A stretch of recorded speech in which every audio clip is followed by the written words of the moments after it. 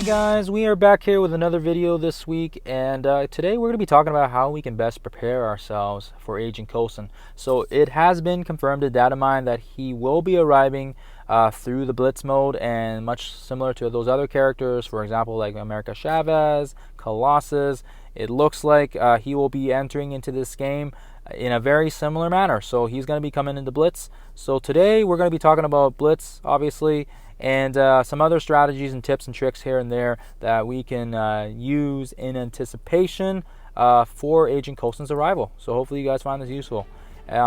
We've got the M'Baku Blitz right now that's going on in the game, and that's great. It's a good Blitz that I can kind of mess around with.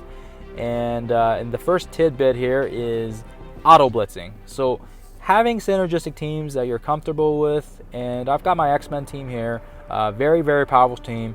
These guys do very well, and auto blitzing is very nice because you can pretty much just launch the game, hit the auto play button, and put your phone down, and you know, the AI will do the rest. So it's great because if the Blitz refreshes every 2 hours, sometimes people can't be glued to their phones. They've got jobs, they've got kids, they've got school, and a whole bunch of other commitments, and there's just no way you can constantly be playing this game. So very similarly, you know, the AI performs quite well on its own depending on certain teams, and for this team, the X-Men team is, in my opinion, the best team in the game.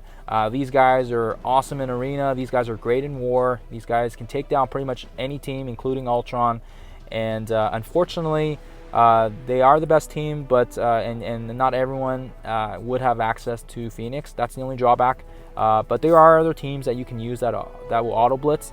And throughout the course of this video here, I will show you some of the teams I use, and I'll have to make a more in-depth video down the road here to show you guys what my exact lineup here is. But the X-Men team is definitely one of the best teams you can use. And on top of that, they just perform so well in all the game modes. It's pretty amazing. They do so well, and unfortunately, they haven't said when the Phoenix event's coming back, but hopefully she comes back, and for those of you guys that might have missed the first couple rounds, you guys can get her unlocked. So again, well, moving on here, we're going to move on to a different team here, but like I said, auto blitzing is the key to this. Another team that's very, very good in auto blitzing is the Power Armor team, and it's very nice that they are saying that Iron Man will be, you know, his event's changing and will be offered at level 25, and he will also be reduced. I think it's like 2 or 3 stars instead of 5 stars, so that's really great, especially for new players. I think that's a really great concept they're trying to do to promote new players. I mean, if you're starting out here, it's so difficult to kind of get up and going here, and it's very nice to see them to kind of provide some support for the new players. Excuse me. And like I said, yeah, the Power Armor team is very good. Usually with defenders, they can just destroy the crap out of these guys. So these guys do very well. Again, another team, when I see a defenders team and I've got my Power Armor team, I can smile a little bit because I know I can put my phone down. So these guys are very good. Having rescue is a very crucial component. Yeah, we lost there, and don't worry, that was on purpose. The next tip here is actually losing. So sometimes when your team matchups are not favorable, losing is the best way to go here. So losing purposely and strategically can help earn you more points. So if you're gonna be trying all different kinds of matchups and nothing is coming your way that looks even favorable, there's just no point in trying. So for me, throw in some trash teams in there, or teams that you know you're not going to use higher up, and let the auto playing go again. So again, usually for my Minerva Guardians, these guys do very well on 8.0, which is pretty much after you lose, you get reset back to 8.0 from 8.3, and you're still on the 4.0 multiplier, but you're just back at the start there, and you don't get as much points, but you know what, you're getting points versus no points. So again, if you're losing every battle and you're just force quitting and everything, I mean, you're not getting any points. But this way, even with this team, I'm still getting like 60,000 some points, and that's pretty good. 60,000 points from a fight, that's pretty good. Just for 64,000, So yeah, anyhow, moving on. So picking teams again, like I said, after you lose. So now we're on 8.2 or 8.1 or whatever. And again, just picking teams you're comfortable with. So another one I've been very comfortable with is my Brawlers team.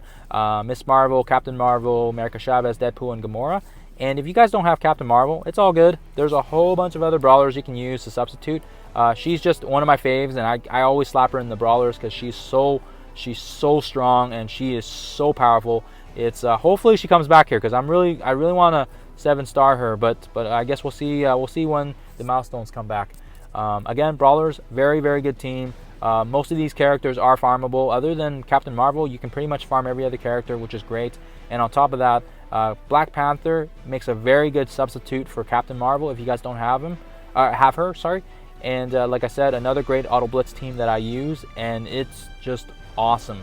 So like I said, losing sometimes can give you a more strategic advantage. So make sure you guys look around. I mean, obviously, if the matchups aren't great and you know you're gonna lose, well, you might as well lose on your terms, right? So yeah, I believe that's all I have to say for that part.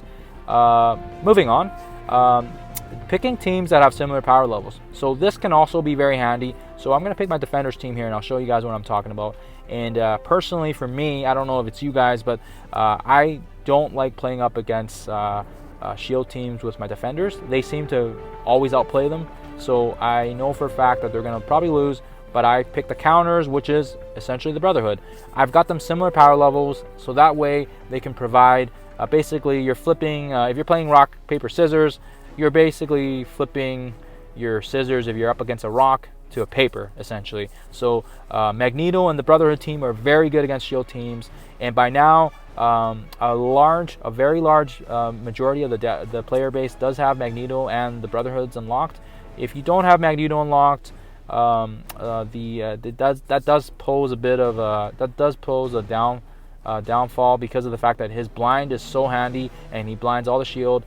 And then on top of that, Juggernaut's taunt lasts longer, same with Mystique's buffs, and again, it makes it very difficult. So again, just having teams you're comfortable in. Yeah, I'm saying a lot. I'm sorry, guys. But yeah, aside from that, this team does really well, and the take point from this is flipping teams that have similar power levels. So even when you're sorting your teams in your Blitz, kind of put them in a similar fashion so they're close to their power levels. That's what I do. I set some that are close together so that way you can kind of look around and see what they've got.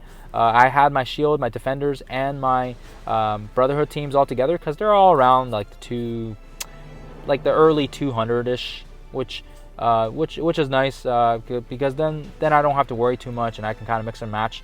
And I did do that on purpose as well. I did have my Brotherhood at like 180, 190 before, but then I realized, holy cow, if you have similar power levels, the game registers the same opponents, and that way you can always try to switch the matchups that way as well if you don't want to lose or if you just want more favorable matchups.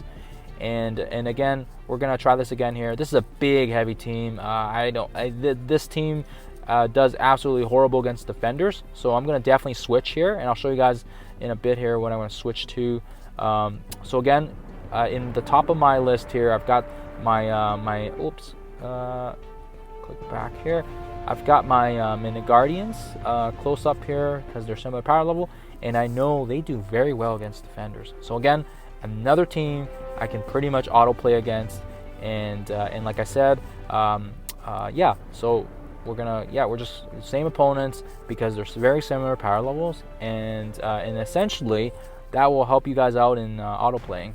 For this specific one, and I mean, I'm not always auto playing, but if I have a few minutes to look here and there, I'll hit a couple buttons here and just make sure Star-Lord and Raccoon take out Iron Fist, and then I can basically put my mind at ease here because I know that with Thanos and Groot and Minerva, there's a very, very small chance I'm going to actually lose this one. I mean, the Defenders is still a very solid team even without Iron Fist, but I mean, obviously if you cripple Iron Fist or Punisher, it really cripples the team, and that's usually the first two you want to take down.